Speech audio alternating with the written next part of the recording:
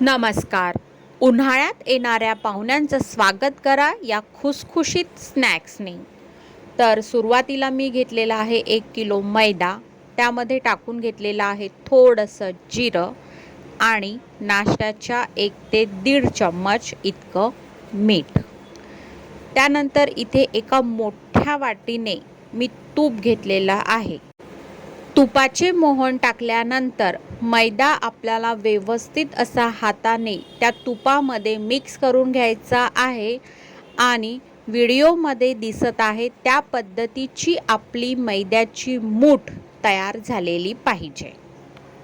इथे जे तुम्हाला पातेल्यामध्ये पाणी दिसत आहे ते साखर पाणी आहे.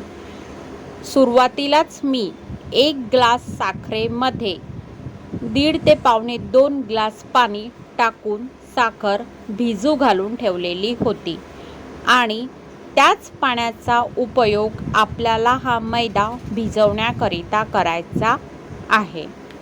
साखरेच्या पाण्याने पूर्णपणे मैदा असा मऊसूद भिजवून घेतल्यानंतर त्याला अर्धा घंटा आपल्याला मुरायसाठी बाजूला ठेवून द्यायचा आहे.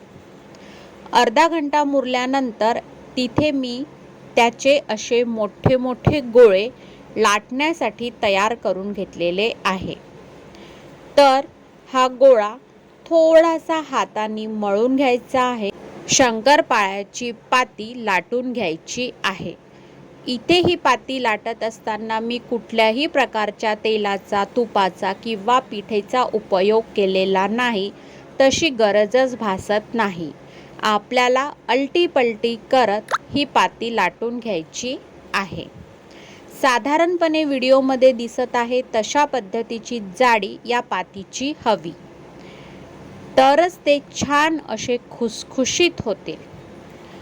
आता इथे पाती लाटून घेतल्यानंतर मी शंकरपाळ्यांना काप दिलेले आहे. शंकरपाळे कापून घेतलेले आहे अशा पद्धतीने. आणि हे शंकरपाळे आपल्याला medium to low to medium फ्लेमवर छान असे तळून घ्यायचे आहे. तर इथे अशा पद्धतीने तुपातील खुसखुशीत गोड शंकरपाळे तयार झालेले आहे. चहासोबत किंवा असेही ते खूप छान लागतात. माझ्या अशाच सोप्या आणि छान छान रेसिपी बघण्याकरिता चॅनलला सबस्क्राईब करा. धन्यवाद.